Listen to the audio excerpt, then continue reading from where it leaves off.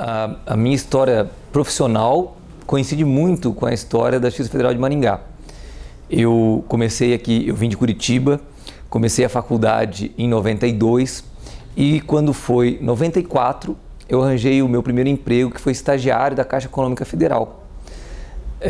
Quando eu era estagiário da Caixa Econômica Federal, eu tive mais contato com um amigo que era meu contemporâneo de faculdade, um ano mais velho, o Dr. Adriano José Pinheiro, e ele trabalhava aqui na Justiça Federal de Maringá como analista. Também convivi com a Andréia Toigo Macedo, que era minha colega de turma e também trabalhava na Justiça Federal de Maringá. E eu, como estagiário, comecei a frequentar a vara praticamente todos os dias. Conhecia um a um todas as pessoas, oficiais de justiça, a Ana, que trabalhava no balcão, a Leslie e o Akira, que era quem trabalhava na Caixa Econômica Federal. E eu vi essa transformação acontecendo diante dos meus olhos. Terminei meu estágio na Caixa, inspirado ali pelos amigos que tinham passado no concurso para juiz federal, como o próprio doutor Adriano, também o Sérgio Moro, que era meu amigo na faculdade, foi meu veterano. Eu resolvi trilhar esse caminho. Comecei a estudar bastante durante a faculdade e, com muito estudo, eu consegui ser aprovado em terceiro lugar no concurso para analista judiciário do Paraná. Fui para Curitiba, né? E eu me lembro bem que durante essa fase de estudos eu fiz Escola da Magistratura Federal e foi quando eu me aproximei e me tornei conhecido assim do juiz federal Fernando Quadros. Eu morava aqui na 15 de novembro, o doutor Fernando também morava na 15 de novembro, no edifício Samambaia, ele ministrava aula na Escola da Magistratura e eu era aluno lá. Então, várias vezes voltamos caminhando ao final da última aula até aqui a esquina e vimos conversando. E por coincidência, quando eu passei no concurso para analista judiciário, naquele ano 98, ele também voltou para Curitiba. Quando cheguei em Curitiba, no dia da minha posse, enquanto analista judiciário, tinha uma cerimônia de posse, quem ia me entregar a carteira funcional era o Dr. Nefe Cordeiro, que era o juiz-diretor do foro, depois se tornou desembargador e ministro do STJ. E no dia da entrega da carteira de posse, né, do ato de posse da carteirinha funcional, o Dr. Nefe falou assim, não, quem vai entregar a carteira para esse analista é o juiz substituto Sérgio Moro. Aí o juiz substituto Sérgio Moro me entregou e me deu a notícia, você vai ficar um mês na direção do foro, mas depois vai trabalhar comigo. E isso aconteceu. Trabalhei um mês na direção do foro, na área administrativa, depois fui trabalhar na segunda vara de execuções fiscais de Curitiba, juíza doutora Gisele Lenk, juiz substituto Sérgio Moro. Depois o doutor Sérgio Moro foi removido para a 11ª Vara Civil, me levou com ele, eu era oficial de gabinete dele. Na sequência, em 99, eu passei no concurso para juiz federal e ele foi para Cascavel. E no dia 24 de janeiro de 2000, eu escolhi a cidade que eu queria ficar, que era Maringá, foi quando eu tomei posse aqui. E aquele ciclo que começou em 92, como estudante de Direito, tinha dado mais um passo no ano de 2000, quando me tornei juiz substituto da Vara Criminal. Toda a minha atuação profissional em Maringá se resume a 2 anos na Vara Criminal, um pouco menos de 2 anos, depois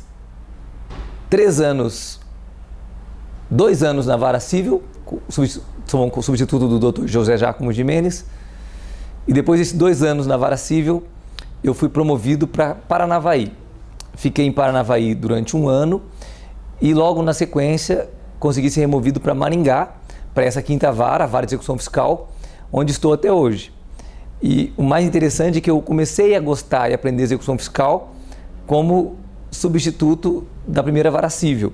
Naquela época, a execução fiscal era assim considerada, vamos dizer assim, ou considerado o processo que os servidores, juízes, menos davam importância, né? Porque era um passivo velho, muita coisa que tinha vindo da justiça estadual, dívidas prescritas, não era um sistema informatizado e acabava se acumulando.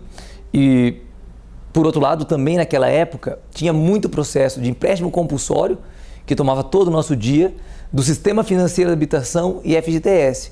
Ou seja, entre trabalhar na busca de bens, que era algo árduo, com 4 oficiais de justiça, sem informatização, com muitos processos em vias de prescrição, ou trabalhar naqueles processos onde vai ser entregue ao jurisdicionado, seja a sua aposentadoria, seja a sua casa própria, seja o valor do empréstimo compulsório, aqueles processos acabavam tendo mais prevalência na ordem do dia e acumulava. E eu vendo aquela situação, já gostava de tributário, comecei a me dedicar. E mal sabia eu que aquela dedicação à execução fiscal se tornaria uma grande dedicação para o resto da vida, porque depois vim para a execução fiscal e é a matéria assim que eu gosto de trabalhar. Porque, ao contrário de antigamente, hoje em dia nós temos efetividade, ou seja, hoje o aparato estatal consegue fazer voltar para o Estado os valores que foram sonegados. E isso também é muito gratificante.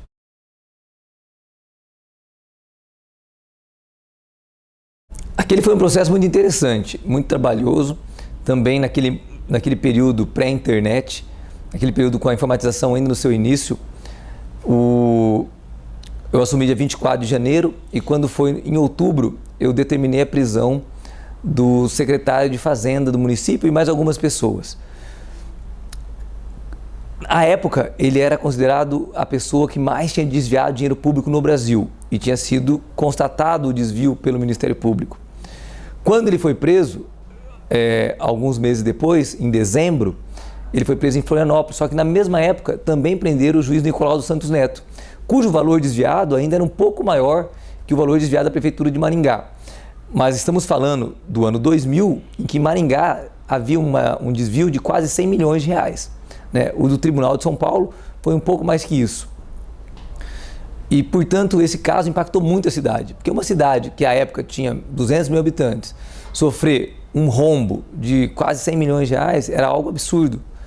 E esse trabalho que foi feito com muita dedicação por parte do Ministério Público, por parte dos auditores da Receita Federal e por parte dos servidores da vara, ele foi marcante na cidade de Maringá. Tanto que, depois desse escândalo, o prefeito não foi reeleito, teve uma outra eleição, um outro grupo assumiu. Só que o mais relevante de tudo isso é que a sociedade se organizou para fiscalizar as contas municipais.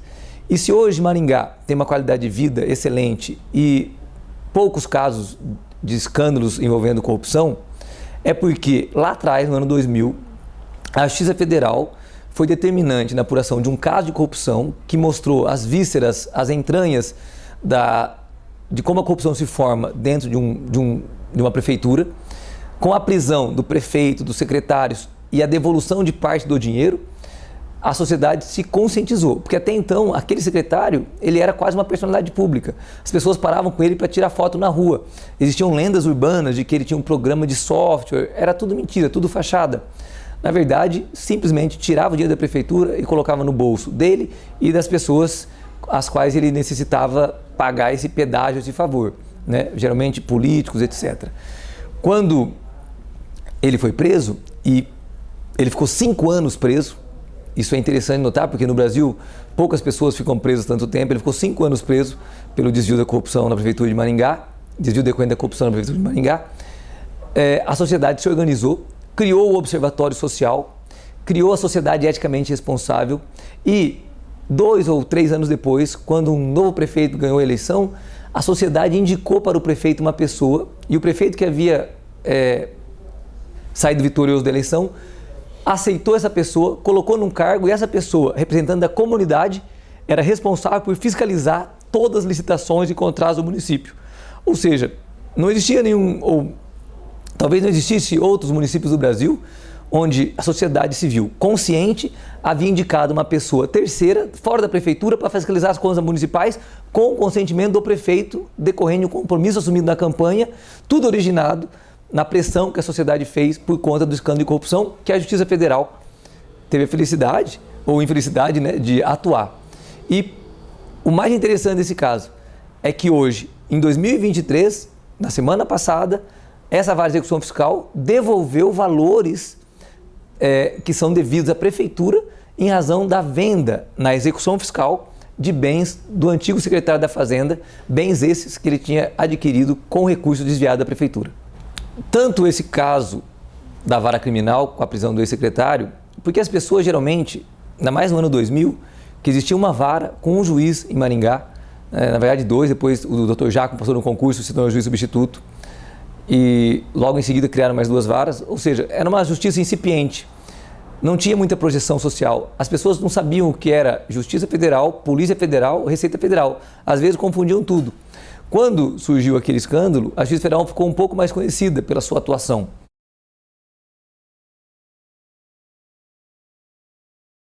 Quando eu já estava na Vara Civil e era professor, eu sentia falta de eventos jurídicos em Maringá.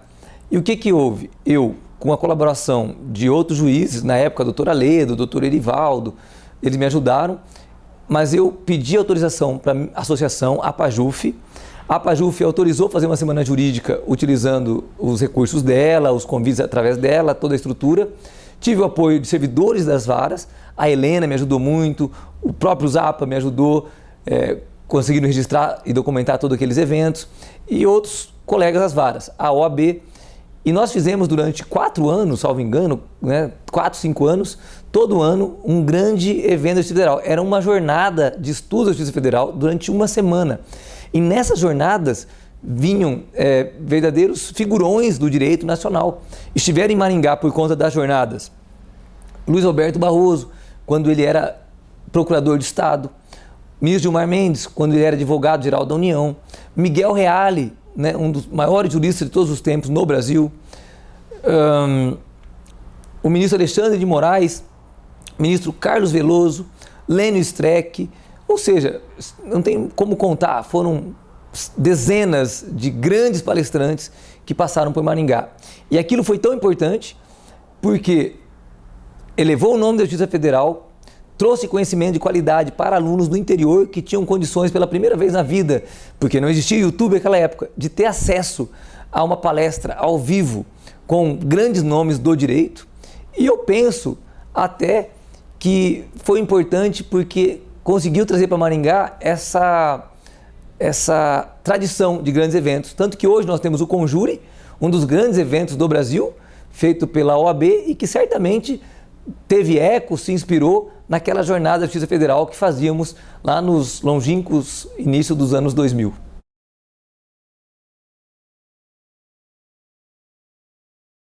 Com a pandemia, a Justiça Federal ela teve que se reinventar, como várias profissões, e ela conseguiu continuar prestando um serviço de qualidade, ou seja, um serviço tempestivo, no tempo correto, de forma que nenhum jurisdicionado fosse prejudicado.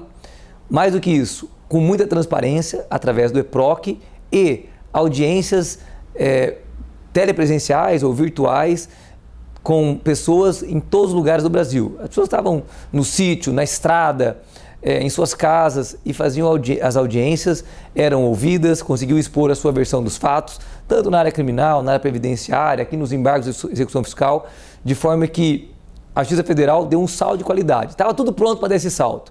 Nós tínhamos o EPROC, nós tínhamos a banda larga, nós tínhamos os equipamentos. Quando veio a pandemia, nós somente acomodamos essa realidade.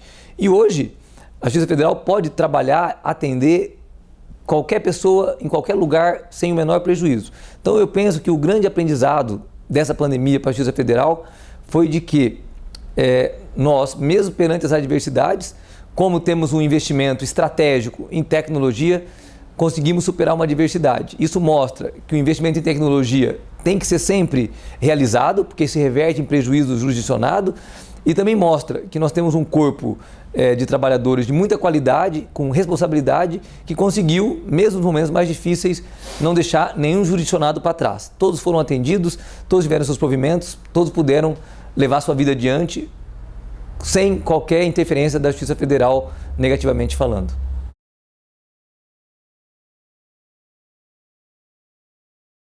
Eu me formo esse ano em engenharia de software, então eu sou suspeito para falar, eu posso ter algum viés no sentido de querer sempre puxar as vantagens para a tecnologia. Mas eu percebo isso como algo irrefreável, né? É impossível parar a tecnologia. Nós vamos ver cada vez mais experiência no sentido de, como tivemos agora a apresentação lá em Curitiba, de um projeto de tramitação ágil do processo. Ou seja, os dados estruturados, a pessoa entra, em 1 minuto já está distribuído, mais 2 minutos já está nas perícias, logo depois já vem a perícia pronta, já se pesquisa todos os dados daquelas pessoas pelos órgãos oficiais, e aí o próprio sistema já sugere ao juiz uma minuta de sentença. Tudo isso em prazo recorde. Ou seja, uma vara virtual ela vai existir. Na verdade, todos sempre dizem que os seres humanos são falíveis.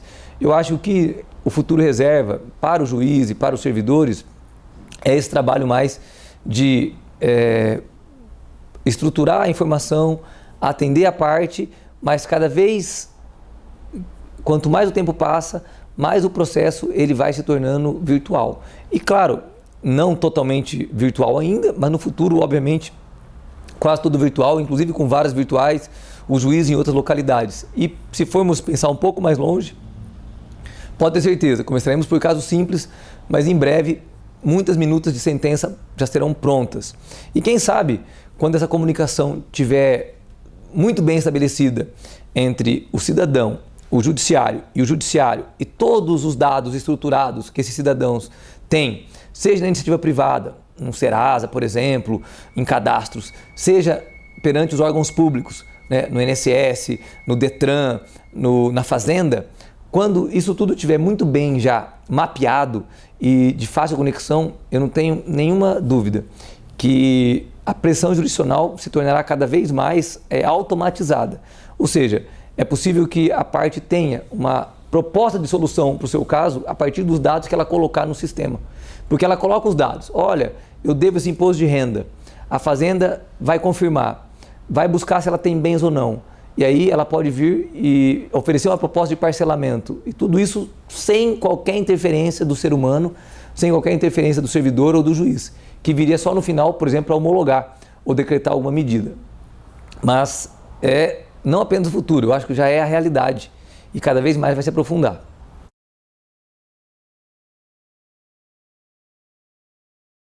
A Justiça Federal, essas 6 varas que têm o privilégio de estarem sediadas em Maringá, eu tenho certeza que representa um compromisso maior da Justiça, porque na medida em que as 6 varas estão naquela que é considerada por várias vezes a melhor cidade do Brasil em qualidade de vida, a melhor cidade do Brasil quando se cruzam os índices econômicos de segurança, de saúde, de educação, com certeza o aspecto jurisdicional não pode ficar para trás. E Maringá, a Justiça Federal de Maringá certamente não deixou que os índices jurisdicionais ficassem para trás, muito pelo contrário. Nesses 30 anos, a Justiça Federal de Maringá realizou um trabalho que dignifica e, com certeza, consegue se colocar como digna da cidade de Maringá em todo o seu esplendor. Ou seja, a Justiça Federal, nesses 30 anos, a cidade de Maringá, com a sua longa e bonita trajetória, com certeza formaram uma parceria, uma simbiose que traz muita alegria para quem trabalha aqui e certamente uma responsabilidade de um trabalho cada vez mais sério, eficaz, com responsabilidade para atender a população maringaense.